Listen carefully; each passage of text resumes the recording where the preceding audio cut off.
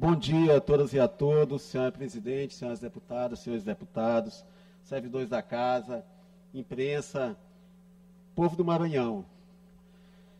Deputado Antônio Pereira, veja como são as coisas. Geralmente a oposição cobra a ausência de obras. O governo não fez isso, o governo deixou de fazer aquilo, determinada necessidade do Estado não foi atendida pelo governo do Estado. Mas, para a nossa surpresa, deputado, que as cobranças que têm sido reiteradas aqui na casa são justamente para apressar a conclusão das obras. Ninguém questiona que o governador Carlos Brandão está ampliando a quantidade de centros de hemodiálise, mas a oposição cobra que conclua o mais rápido possível o centro de hemodiálise de Santa Inês. Ninguém questiona a importância da conclusão e da construção de um hospital de alta complexidade na região tocantina. A oposição não nega que está sendo construído pelo governo do Estado. A oposição cobra que se conclua o mais rápido possível. Veja, deputado, como o governo Brandão está no caminho correto. Ruim seria se a oposição estivesse aqui apontando a necessidade de se ampliar a quantidade de centros de hemodiálise, que a oposição estivesse aqui dizendo que a região tocantina precisa de um hospital de alta complexidade, de fato precisa, deputado Éric. Mas a oposição vem dizer o quê? Precisa concluir. De fato precisa concluir, deputado Otelino. De fato precisa concluir. Mas eu acompanhei muito de perto a implantação do Centro de Hemodiálise de Grajaú, e lá, por acompanhar de perto, eu sei que existem vários procedimentos que devem ser adotados para se garantir que o serviço seja implantado com segurança, deputado Edilásio. E é isso que o governo está fazendo, concluindo as obras para que elas possam prestar serviço com segurança e com qualidade. E no caso específico do Hospital da região tocantina, deputada Cláudia Coutinho, ainda não foi concluído porque a resolutividade do hospital está aumentando. Aquele projeto inicial que previa uma quantidade de leitos, uma capacidade de atendimento, isso está sendo ampliado por conta disso, ainda não foi posto em funcionamento, deputada Iracema Vale. Então veja como é a situação do governo Carlos Brandão. Está sendo cobrado para que apresse, para que disponibilize o mais rápido possível aquilo que o governo está fazendo.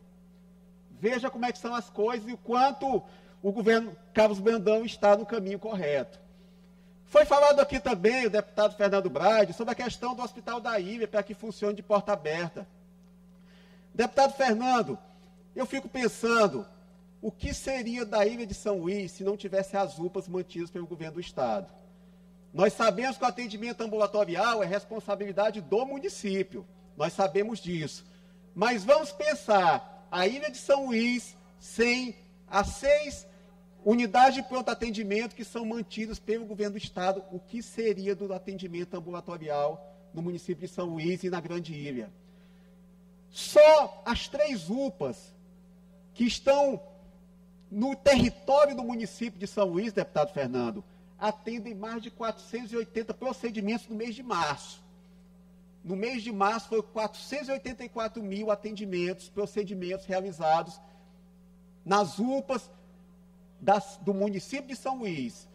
Se nós pegarmos esses procedimentos e expandirmos para 6 unidades básicas da Grande Ilha, será muito superior essa quantidade. Agora, deputado Florencio, imagine tirar isso. Essas unidades que são porta aberta, que são responsabilidade do município, imagine se o Estado não disponibilizar serviço. Então, a gente precisa colocar as coisas, deputado Antônio Pereira, e parabenizo Vossa Excelência pela coragem de vir aqui a essa tribuna e trazer tantos temas relevantes. Nós precisamos colocar as coisas como de fato elas são. E Vossa Excelência foi até generoso, deputado Antônio Pereira, quando tratou da sucessão estadual e disse que o prefeito Fernando Brade não está tratando sobre isso. Ele pode não estar tratando, deputado Fernando, e Vossa Excelência sabe a amizade, a consideração que eu tenho por Vossa Excelência e também pelo prefeito. Ele pode não estar tratando publicamente, mas está articulando sim. Se não estivesse articulando, ele não estaria promovendo tratativas na região tocantina. Se ele não estivesse vislumbrando uma candidatura ao governo do Estado ano que vem, ele não estaria levando a estrutura da Prefeitura de São Luís para Agrobalsas. Para quê? Qual a necessidade, deputado Antônio Pereira? Se ele não estivesse vislumbrando um eventual projeto político para o ano que vem. Será que se ele não tivesse esse interesse, ele não desautorizaria todos esses debates, dizendo, não, eu sou prefeito de São Luís, fui eleito pelo povo de São Luís e vou levar meu mandato até o final? Se ele não tivesse esse interesse. E veja, deputado Rodrigo, que contradição. Está se questionando o governador, deputado Davi, porque está tratando da sucessão, deputado Edilage. O governo Carlos Brandão encerra ano que vem. É natural que ele trate da sucessão dele. Claro que é natural. O que eu não considero natural é um prefeito recém-eleito já está pensando em um outro mandato lá na frente. Não digo que não é legítimo, mas que, desse modo, não se aponte o dedo para o governador Carlos Brandão dizer que ele está tratando do Paco, de não sei o quê. Será que na sucessão do prefeito Braide, quando estiver faltando um ano, ele não vai estar tratando sobre sucessão? Então, é essa contradição, e eu diria até hipocrisia, que às vezes irrita. O governador que está encerrando o mandato ano que vem não pode tratar de sucessão. Não pode apontar alguém que ele prefira, que ele tenha mais simpatia de indicar para a sua sucessão. Deputado Ricardo, Vossa, se possível, me conceda uma parte? Só um segundo, deputado, concedo com todo prazer. Então, essa é que é a contradição que existe. E eu fico muito feliz de fazer parte de um governo que está tratando sobre sucessão no tempo certo, o tempo é agora. E nós sabemos, deputado Soldado Leite, nós sabemos que a política não tem vácuo. Ou o governador ocupa esse espaço e assume a condução do processo político no âmbito do seu grupo político, ou outros o farão. Ou ele vai ser levado a reboque. Quem não faria isso? Eu tenho certeza que qualquer deputado da oposição, se estivesse na posição do governador Carlos Brandão, estaria sim tratando de sucessão. E estaria sim trabalhando para construir um nome no qual ele tivesse confiança e que seria a garantia da continuidade do governo que ele vem realizando. E por último, e já ouço o deputado Rodrigo Lago, o deputado Otelino Neto fala de compromissos que não teriam sido cumpridos. Que compromissos são esses, deputado? Vossa Excelência falou sobre compromisso com o povo. Será que os principais programas sociais do governo Flávio Dino não estão sendo mantidos e ampliados? Os IEMAs não estão sendo ampliados, os restaurantes populares foram praticamente duplicados, as escolas dignas foram ampliadas também, a Hemodiálise, que é um compromisso do governador Flávio Dino com a saúde, foi duplicada. Então, não falemos de políticas públicas que não tiveram continuidade. Todas tiveram sim, deputado Antônio Pereira. Todas tiveram continuidade e foram ampliadas. Pode pegar todos os carros-chefes do governo anterior, todos eles foram ampliados no governo Carlos Brandão. E se não são os projetos sociais? E se não são os programas de saúde? Quais são os compromissos que não foram cumpridos? Então, nós precisamos pontuar situações, deputada Iracema Vale, presidente Iracema Vale.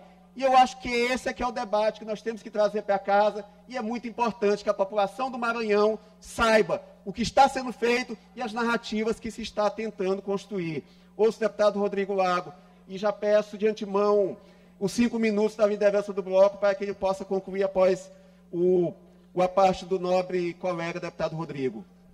Deputado Ricardo Arruda, eu até concordo, acho que o governante pode e deve tratar da sua sucessão sempre que assim desejar, mas quem disse que ele não trataria este ano foi o próprio governador Carlos Brandão, disse várias vezes que ele só tratará de eleição em 2026.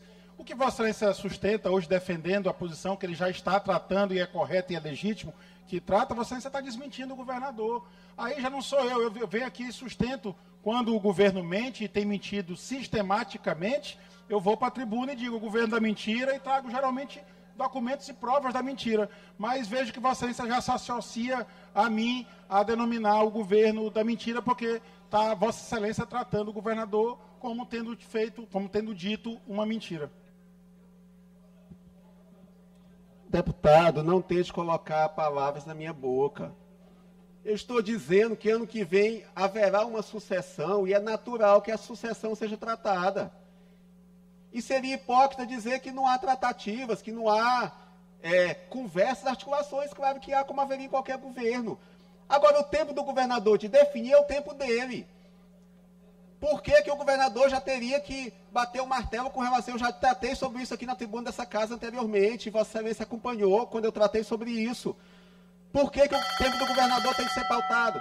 Peço, presidente Davi, que me conceda 5 minutos da liderança, por favor. Não usarei nem os 5 minutos. Sem a parte, conforme determina o regimento. Então, deputado Rodrigo, não tente colocar palavras da minha boca. Eu não estou dizendo que o governador está encampando a situação. Estou dizendo que é natural que ocorram articulações. Agora, também não se pode pautar o tempo do governador, deputado Florencio. Não se pode pautar. Por que o governador já tem que bater o martelo e dizer o candidato a governador é fulano e o vice é o cicrano? E isso é que, às vezes, a oposição tenta fazer e que eu já disse isso nessa mesma tribuna. Na semana passada eu disse a mesma coisa. O governador tem o tempo dele e ele deve avançar conforme ao entendimento dele. E nós, enquanto grupo político, nós temos que seguir a orientação e o comando do governador com relação à sua sucessão. Eu já disse isso semana passada. Flávio Dino, que hoje está no Supremo Tribunal Federal, na época ele conduziu a sucessão. E todos os movimentos políticos ele empreendeu no momento que ele achou mais conveniente dentro do cálculo político, da estratégia política que ele montou. E o governador Carlos Brandão não pode, deputado Antônio Pereira, ser negado a ele essa mesma prerrogativa, porque o governador é ele e quem conduz o processo político no âmbito do grupo que o apoia é o governador. Mas é isso, senhor presidente, que eu queria trazer, parabenizar mais uma vez o deputado Antônio Pereira pela coragem de trazer tantos temas importantes aqui para essa tribuna e fico feliz de poder também contribuir com mais essas informações ao pronunciamento que o deputado Antônio Pereira trouxe para esse grande expediente. Muito obrigado, senhor presidente.